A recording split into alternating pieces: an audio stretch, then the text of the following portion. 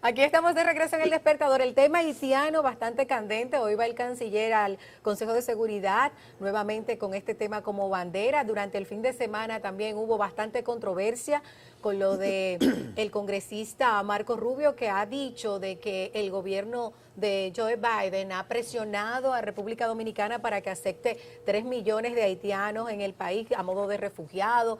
El congresista Adriano Espaillá ha salido a desmentir, también la Embajada de los Estados Unidos, esas pretensiones.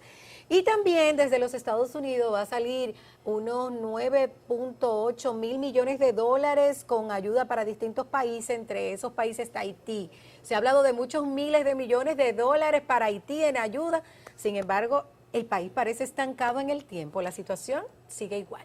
Pero la reunión que se va a dar hoy en el Consejo de Seguridad de Naciones Unidas será la primera desde que ya quedó conformado el Consejo de Transición Presidencial, lo cual ya es un paso de avance. Veremos ahí qué es lo que se discute, si con la conformación de este Consejo llegará el apoyo físicamente, llegarán algunas, veremos cuándo llegan las tropas de Kenia, que poco a poco se ha ido conformando ese proceso. Parece ser que el presidente de Kenia ya ha logrado que los tribunales de su país acepten esa propuesta, y lo de hoy finalmente ya es un paso de avance, esta primera reunión que se da cuando ya se conforma el Consejo de Transición, cuyo propósito es justamente empezar una nueva administración temporal para convocar elecciones. De todas maneras, bueno, ese anuncio de inclusión de Haití, porque estamos hablando de la inclusión de Haití en un paquete de países que reciben un paquete de ayuda que ofrece Estados Unidos, son 9.800 millones de dólares. Habría que ver qué cuota le tocaría a Haití, o sea, de esa tajada, ¿qué le tocaría a Haití? Como quiera, porque mucho dinero ciertamente entre varios países. Ahora, creo que las declaraciones del congresista Rubio fueron medio tremendistas.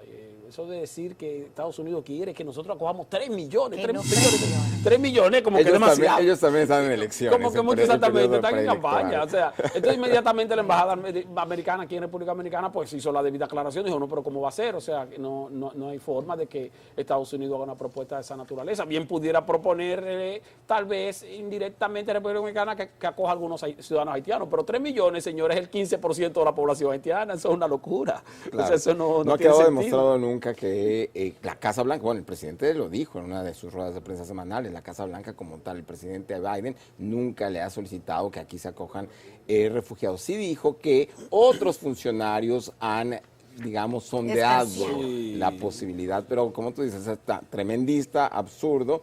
Pero ellos están en elecciones, campaña, es un republicano bastante estridente, y este tipo de temas generan bastante debate. O sea que nada más no es aquí que los candidatos buscan cámara.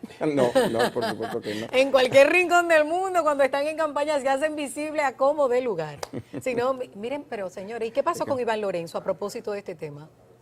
¿Qué pasó? Iván Lorenzo dio demasiadas varias versiones, algunas de ellas muy tremendistas, pero entre otras él dijo que no había firmado la carta que se difundió hace poco tiempo, en el que él denunciaba violaciones a los derechos humanos y que aparentemente había utilizado también Amnistía Internacional. Dijo que le habían hackeado, se puede decir de alguna manera, su cuenta dentro del Congreso, y de ahí había salido presuntamente esa carta.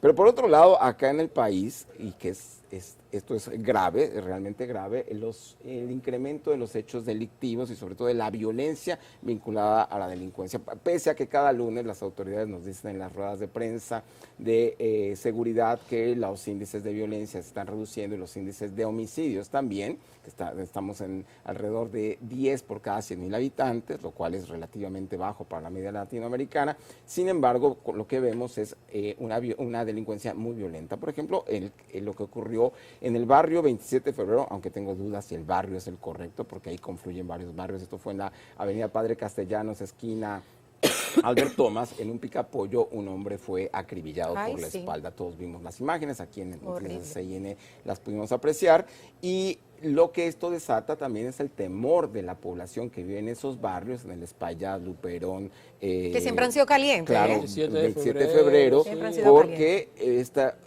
esta muerte evidencia un enfrentamiento entre pandillas, posiblemente dedicadas al narcotráfico, pero también a las extorsiones de los negocios. Vamos a ver lo que nos dice la gente ahí en esos barrios. Por aquí casi. Imagínate que pase por aquí, te invito a que lo atraque a cualquier hora, hasta de por la mañana en la noche. Eso es natural por aquí, por este sector. Está inseguro el país completo con el gobierno que tenemos. Okay. Tenemos una inseguridad completamente, no estamos seguros en ningún lado. La delincuencia en los barrios, eso nunca se va a acabar. ¿Por qué? Porque hay que darle prioridad a la juventud para que la juventud no tenga derecho a delinquir. Bueno, esa es una situación que nosotros le estamos dando seguimiento. Obviamente en noticiassin.com pueden profundizar y obtener todos los detalles con relación a este crimen. Hoy es lunes, muy activo. Hoy vamos a ver con qué sale Leonel Fernández. Es a las 11, ¿verdad? ¿Cómo que se llama? La voz del pueblo, la voz del pueblo. La voz del pueblo. No, no era a las 11. Ya me perdí. Era a las 11, era a las 11. Pero además está la policía con su encuentro de semanal. De aire acondicionado. Su encuentro de estadísticas frías en un aire acondicionado. Congeladas. Sí, entonces tú estás en un aire acondicionado, un escritorio, y tú dices, señores, la delincuencia bajó tanto por ciento. Todo el mundo con saco y corbata, frío, tranquilo. Qué nice. Entonces en el barrio quemándose. Sí, miren una prueba. Exactamente. Miren una prueba de lo que está ocurriendo. Sí. Pero también está la semanal del presidente que inicia entre 4, 5, 6 de la tarde. Está prevista para las 3, ambas. En Santiago. En Santiago. En Santiago. En Santiago, en el día de hoy. O sea, la de Leonel también en Santiago. ¿Y Leonel también? Sí. Ay, pues yo no sabía. Ah, no, pero se están pasando, la gente como que se están copiando, sean no, un poco no más voy originales. A comentar, pero... No. Sean originales, hay demasiados días a la semana y hay demasiadas provincias, son 32 demarcaciones, ¿por qué tiene que ser en la misma? Sean más creativos, por favor. Vámonos a una pausa, al regreso seguimos con el tema obligatorio, la política, compay, y los que quieren reelegirse en el cargo. De hecho, vamos a hablar con el candidato a senador, que es el actual senador de la provincia. Ya volvemos.